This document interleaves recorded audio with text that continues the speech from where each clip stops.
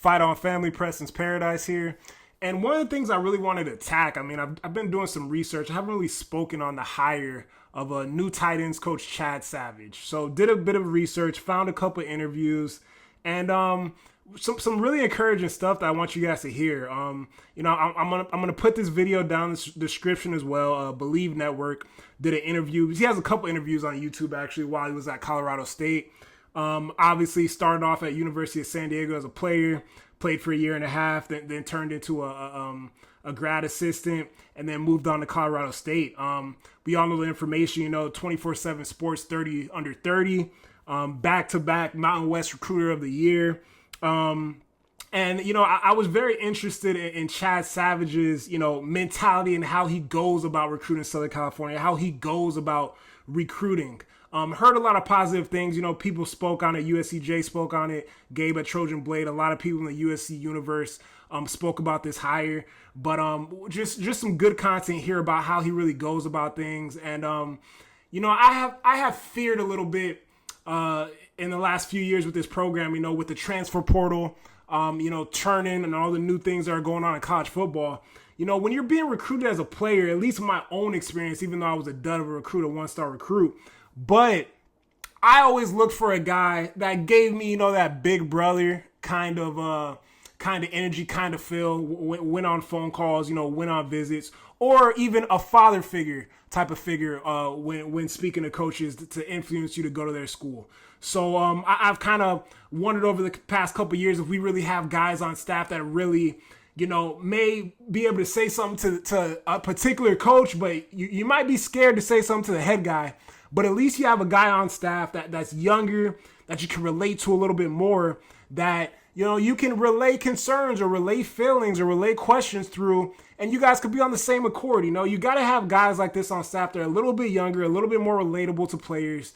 And I think that's how you can really, keep people on roster, keep people happy, and build a successful program.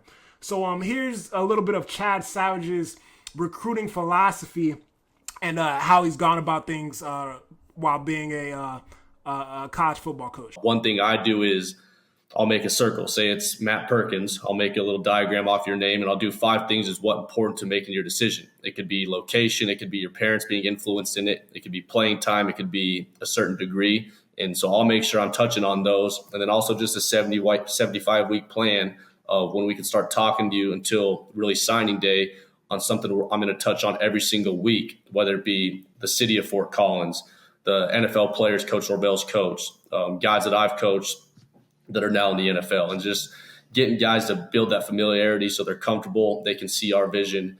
And once we get them on campus, I really think it's going to be game over. Well, this is what I love, right? I love the energy. I love the confidence and extremely intricate plan, right? A 75-week plan on, what and it's detailed in what the prospect wants, a variety of things. You're telling me that Chad Savage was able to sell Fort Collins, Colorado, and he can't sell, the tremendous, prestigious program of USC in Los Angeles, California. I mean, this is really just a marriage made in heaven.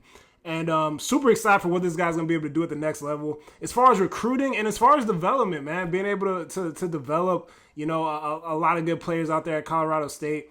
And another gem here that I'm going to show you that I found out in this interview is kind of his familiarity with the Lincoln Riley system, the Lincoln Riley offense. So check this out. We want guys that can have success in breaking routes, guys that can stretch the field vertically. And we do some stuff with our pass game where you're not just going to run the route like that's drawn on the diagram. There's different adjustments to based off coverages. So guys just understanding the game, understanding defense, and guys getting comfortable with our system so we could play fast and think less. So how would you describe the offensive system you guys are running and what you're asking the receivers to do in that system?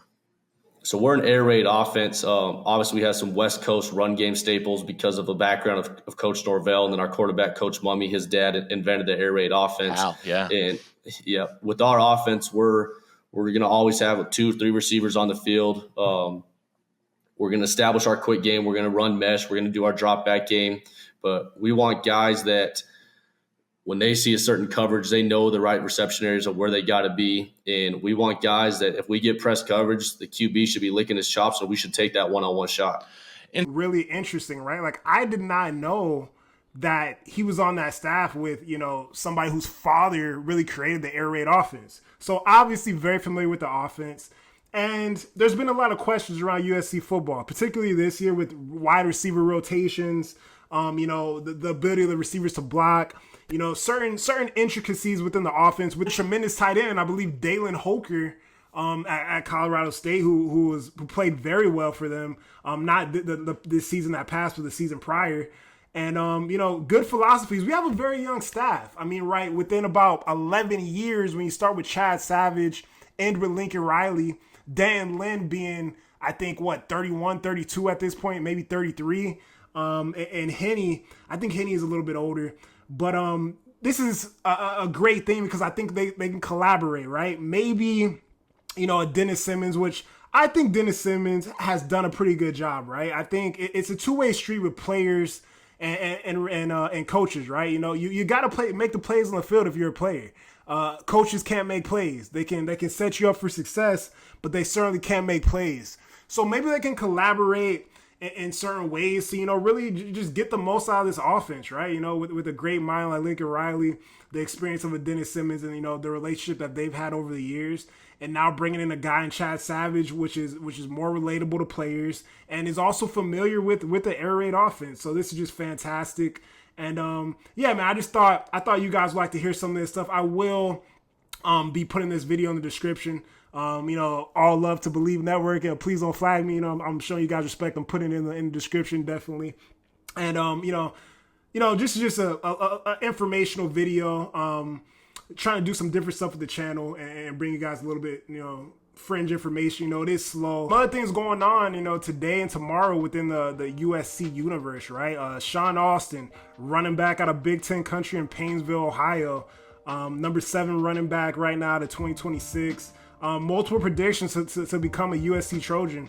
And the commitment is coming tomorrow at the Navy All-American game. This is also the All-American game that junior Xavier Griffin will be playing in. So be sure to check that out on NBC, man, to see hopefully some future Trojans, not just Xavier Griffin, but hopefully it's a Sean Austin out of 2026 becoming a USC Trojan, right? Big time running back. And it's great because you see a guy like a Sean Austin out of Big Ten country, right? So if we can start building some of these pipelines out of Big Ten country and get some of these athletes to start coming to the West Coast, we're going to continue to play games in Ohio and Michigan and Minnesota and all over Big Ten because that's the conference that we're in now. So just a great opportunity to build these pipelines and become more familiar with that region. Also, man, I mean, the guys are in the city, man. The guys are getting to campus, man. You see a great picture. Shouts out to my guy, Fight on Rusty at Arrogant Nation on Twitter. Must follow. Jakeem Stewart, Jarrett out here, linking up, becoming familiar. See big Alex Payne, offensive lineman out of North Carolina. He's in the city now on campus. And then, a lead cornerback in Tristan Castro, man, on campus. So this is a crucial time, man. It's a crucial time for this underclassmen, these freshmen coming in. And, winter workouts are going to start to commence. We're going to start building up our bodies, maturing, getting ready for the college game and building chemistry, man, both in the locker room and on the field. So super happy that everybody's getting on campus. And man, just a little update on a couple things. I mean, I'm super excited for Chad Savage. Hopefully we can get a commit tomorrow from Sean Austin here and to become a USC Trojan.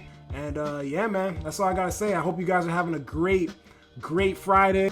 My prayers continue to go out to all the people affected by the terrible wildfires out in the Los Angeles area, man. I heard some very disheartening stuff yesterday about people causing fires and people doing some nonsense out there in California, man. So everybody just stay safe, man. Stay vigilant. Be aware of the alerts and the evacuations. And yeah, man, I really just hope everybody stays safe. So I love you guys, man. Appreciate the support. Have a great weekend and fight on.